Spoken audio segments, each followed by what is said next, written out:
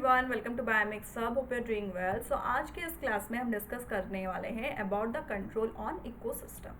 सो हमारा जो इकोसिस्टम अगर जो प्रेजेंट है, अगर वो उसको कंट्रोल नहीं किया जाएगा, सो यहाँ पे बहुत सारा ऑर्गेनिजम्स प्रेजेंट होंगे और किसी को भी इनफ स्पेस नहीं मिल सकता है। ठीक है, सो ये हम अंडरस्टैंड करेंगे बाय सीइंग दिस पिरामिड। सो यहाँ पे आप देख सकते हैं सॉइल में प्रेजेंट है डिकम्पोजर्स एंड ड्यू टू विच यहाँ पे जो प्राइमरी प्रोड्यूसर्स जो प्रेजेंट होते हैं, जो कि प्लांट्स है, उसका ग्रोथ अच्छे तरह से होता है। ओके, सो इस प्राइमरी प्रोड्यूसर्स को कंज्यूम करने के लिए भी कोई चाहिए। They are the herbivores which consume which feed upon the primary producers. अगर ये हर्बीवोरस प्रेजेंट नहीं होते तो क्या होगा? सो यहाँ पे जो फोटोसिंथेसिस या तो प्राइमरी प्रोड्यूसर्स जो प्रेजेंट होते हैं, उसका जो अमाउंट जो है वो बहुत ही ज़्यादा हो जाएगा। Okay, indirectly the top carnivorous as well as the carnivorous also help in controlling the primary producers. कैसे? When there is a space, there is a road in which there are various types of plants which are produced, or we can tell that यहाँ पे कुछ herbivores जो होते हैं, sorry यहाँ पे जो primary producers जो herbs जो present होते हैं, बहुत सारा herbs present है। अगर यहाँ पे कोई carnivores top carnivores, suppose for example यहाँ पे कोई टॉप कार्निवरस भी आकर यहाँ पे they are travelling in this way.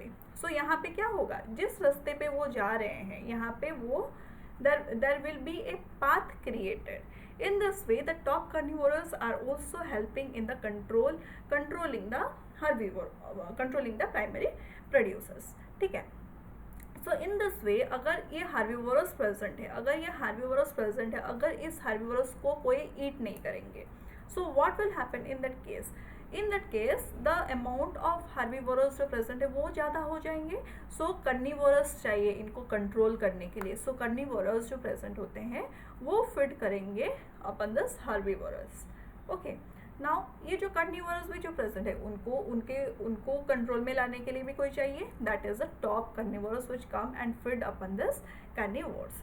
सो इसी तरह ये हमारा इकोसिस्टम जो है वो कंट्रोल हो रहा है। So in this class we will discuss the 3 type of systems which are controlling, that is top down, bottom up and voice based control. Okay, पहले हम डिस्कस करेंगे bottom up ecosystem. Okay, so यहाँ पे आप देख सकते हैं this is the condition in the water. Okay, so यहाँ पे क्या होता है? पानी में क्या है? फाइटोप्लैंक्टन्स प्रेजेंट है, जू प्लैंक्टन्स प्रेजेंट है, फ्रॉगफिश प्रेजेंट है, एज वेल एज प्रीडेटर्स भी प्रेजेंट होते हैं। ओके, सो यहाँ पे क्या होगा? यहाँ पे फाइटोप्लैंक्टन्स प्रेजेंट होते हैं। इस फाइटोप्लैंक्टन को ईट करेंगे कौन? जू प्लैंक्टन। दिस जू plankton what they will do? They will feed upon this phytoplankton. Okay, and they will grow. ये जो फॉर्ज फिश जो प्रेजेंट होते हैं, what they will do? They will eat the जू प्लैंक्टन। ये जो प्रीडेटर जो प्रेजेंट है, ये क्या करेंगे? फॉर्ज फिश के ऊपर फीड करेंगे। This is how the ecosystem is being controlled. Now we will see what this bottom up control is telling. Bottom up को कंट्रोल करेगा। ठीक है, सो यहाँ पे आप देखिए, सो ये like here you can see, यहाँ पे सपोज फाइटोप्लैंक्टन जो प्रेजेंट है वो कम है। So during this time what will happen? Zooplankton का अमाउंट भी क्या होगा? वो कम हो जाएगा। Because this zooplankton will not have the food source with them, that is the reason इनका जो अमाउंट जो है वो कम हो जाएगा। उसी तरह अगर जू प्लैंक्टन कम हो गया during this time, the forge fish जो प्रेजेंट है उनका भी अमाउंट कम हो जाएगा। ओके, ये जो फॉर्ज फिश अगर कम है तो प्रीडेटर्स के लिए फूड प्रेजेंट नहीं है, they can not feed upon anything, so इनके भी अमाउंट जो है वो कम हो जाएगा। Okay, so this is how the bottom up control is working. Okay, so यहाँ पे क्या है? यहाँ पे अगर नीचे का चीज़ जो है वो अगर लो हो जाएगा during this time, everything will be lowered. Okay, उसी तरह वो मेराइन इकोसिस्टम में बॉटम अप कंट्रोल का काम हो रहा है। Okay, next top down. यहाँ पे आप देखिए, यहाँ पे भी आप देख सकते हैं टॉप डाउन। यहाँ पे आप देखिए, यहाँ पे जो है अगर ये फिश का अमाउंट अगर बढ़ जाएगा, okay, if this is increasing, so ये वाला हम देखेंगे यहाँ पे टॉप डाउन। यहाँ पे ऑलरेडी हम बटम अप देख चुके हैं, यहाँ पे हम देखेंगे टॉप डाउन। सो यहाँ पे अगर प्रीडेटर्स का अमाउंट अगर ज़्यादा हो जाएगा, ओके, अगर इसका अमाउंट ज़्यादा हो जाएगा, सो व्हाट विल हैपन, ये जो है वो फॉरेज फिश को ईट करेंगे। इसका अमाउंट ज़्यादा है मतलब ये बहुत ही ज़्यादा फॉरेज फिश को भी ईट करेंगे। सो इसका अमाउंट जो है वो क्या होगा, वो कम हो जाएगा। ओके, अगर फॉरेस्ट फिश का अमाउंट जो है वो कम हो गया, उनका जो अमाउंट जो है वो कम हो गया, so they can not eat the zooplankton, उसी अमाउंट का जू प्लैंक्टन का यूज़ नहीं होगा। ठीक है, so in this condition what will happen, the zooplankton जो प्रेजेंट है उनका जो है नंबर बढ़ जाएगा। अगर जू प्लैंक्टन का नंबर बढ़ गया, so in this case the zooplankton will feed more in the phytoplankton. इसके लिए क्या होगा, इसके लिए इसका अमाउंट जो है फाइटोप्लैंक्टन का जो अमाउंट जो है वो हो जाएगा कम। ओके, सो बॉटम अप में कैसे हो रहा था, अगर एक चीज़ कम होगा, सो अगर एक चीज़ कम होगा तो सबका बायोमास और सबका नंबर कम होते होते जा रहा था। लेकिन टॉप डाउन में क्या हो रहा है, अगर एक का अमाउंट बढ़ गया तो नेक्स्ट का अमाउंट, सॉरी, एक अगर बढ़ गया तो नेक्स्ट कम हो जाएगा। नेक्स्ट ये अगर कम है तो इसका ज़्यादा होगा, अगर इसका ज़्यादा है तो फाइटोप्लैंक्टन उसका कम हो जाएगा। Okay, next is the wasp waist control. कैसे यूज़ हो रहा है, यहाँ पे आप देखिए टॉप का इंक्रीज हुआ, एज टॉप इज इंक्रीजिंग इसका घट गया। ओके, यहाँ पे वो घट गया, फिर से एज दिस इज डिक्रीजिंग ये वाला इंक्रीज हो गया, इसका बायोमास जो है वो इंक्रीज हो गया, ये इंक्रीज हो गया तो इसका बायोमास कम हो गया। This is the top down, top is controlling the downwards movement. Bottom up, यहाँ पे अगर इसका अमाउंट बढ़ गया, सो इसको फीड करके हमारा जो फाइटोप्लैंक्टन्स जो है वो इंक्रीज हो जाएंगे। इसको जो फीड कर रहा था उसका अमाउंट भी ज़्यादा हो जाएगा क्योंकि उसके लिए प्लेंटी ऑफ फूड प्रेजेंट है। ओके, सो यहाँ पे जो प्रेजेंट है, बिग वाला फिश जो प्रेजेंट है वो ईट करेंगे ये स्मॉल मीडियम फिश को, तो इसका भी अमाउंट जो है वो बढ़ जाएगा, उसका बायोमास है जो वो बढ़ जाएगा। Next is the wasp waist theory.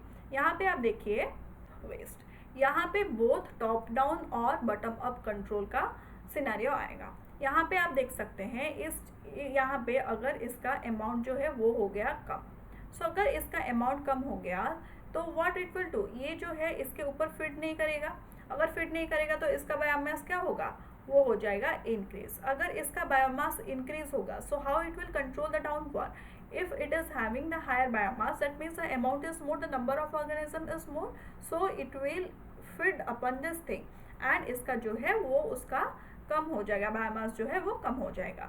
Okay, so यहाँ पे आप देख सकते हैं, यहाँ पे क्या था, यहाँ पे डाउनवर्ड्स था, इसका बायोमास कम था, मतलब कम है, अमाउंट जो है कम।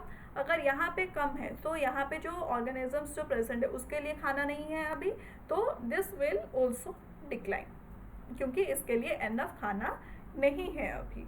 ओके, इन दिस वे यहाँ से ऊपर जो है it is working like bottom up और यहाँ से नीचे जो है it is working like top down control.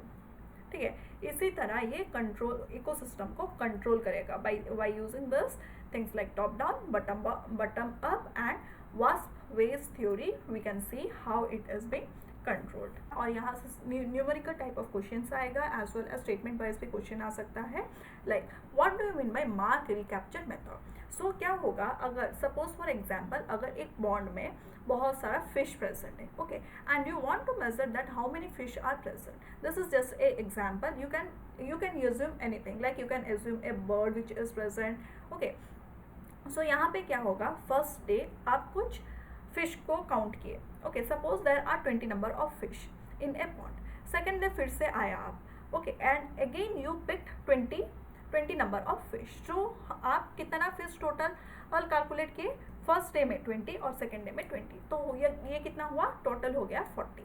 So there can be a chance that the first day में आप जितना अमाउंट ऑफ जितना फिश कलेक्ट किए थे उनमें से भी सेकेंड डे में कोई आ सकता है. So for eliminating this a method have been standardize that is known as a mark recapture method. यहाँ पे क्या होगा, जो पहले दिन आप यूज़ किए थे, जो काउंट किए थे, मार्क किए थे, उसको वो एलिमिनेट करके वो रियल कितना हो सकता है उसको कैलकुलेट करके बोलेगा. ठीक है, इसको कैलकुलेट करने के लिए एक फॉर्मूला है. So let us see what it is telling. So इसके लिए क्या चाहिए, n equals to S1 into S2 by SM. S1 मतलब फर्स्ट टाइम आप कितना सैम्पल कलेक्ट किए और उसका मार्क किए. S2 मतलब सेकेंड टाइम कितना कलेक्ट किए. और SM मतलब mark, number of mark individual. Okay, so यहाँ पे क्या होगा, initial number. So for example take, initial number में आप 50 इंडिविजुअल्स को कलेक्ट किए और उनको मार्क कर लिए. ठीक है, this is a initial capture. और रिकैप्चर जो किए आप सेकेंड टाइम कलेक्ट किए, सेकेंड डे में जाकर वो सेकेंड टाइम कलेक्ट किए और यहाँ पे कितना नंबर था, 100 इंडिविजुअल्स था. और ये जो 100 इंडिविजुअल्स जो प्रेजेंट है, यहाँ से कितना मार्क है, 10 नंबर ऑफ इंडिविजुअल्स जो प्रेजेंट है वहाँ पे मार्क है. मतलब वो पहले से फर्स्ट टाइम जो आप कैप्चर किए थे वो नंबर है. ओके, बिकॉज यहाँ पे जो आप फर्स्ट टाइम जो वो कलेक्ट किए थे, 50 नंबर ऑफ इंडिविजुअल्स जो आप फर्स्ट टाइम कलेक्ट किए थे, उनमें से 10 नंबर, उनमें से क्या होगा, उनमें आप मार्क कर चुके हो.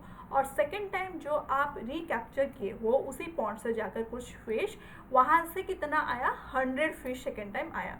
और ये जो 100 फिश जो प्रेजेंट है उनमें से 10 फिश ऐसे फिश थे जो कि पहले से आप निकाल चुके थे और वो मार्क किए थे. ठीक है, so this is the mark 1. और अनमार्क कितना थे, अनमार्क थे 90. सो ये जो एस्टिमेशन जो फॉर्मूला है which is the mark recapture method का जो फॉर्मूला है, that is the n equals to S1 into S2 by SM. S1 कितना है, क्या है, नंबर ऑफ इनिशियली मार्क, मतलब फर्स्ट टाइम जो आप कलेक्ट किए थे और मार्क किए हैं. S2 is total individual in second sample. मतलब यहाँ पे क्या होगा, n इक्वल्स टू S1 है 50 और S2 कितना है, S2 है 100, total 100 by unmark, sorry by SM. SM क्या है, number of mark individual captured in second sample. तो कितना है mark, that is 10. Okay, 50 into 100 ये होगा 5000 बाई 10. सो ये होगा 500. Okay, this is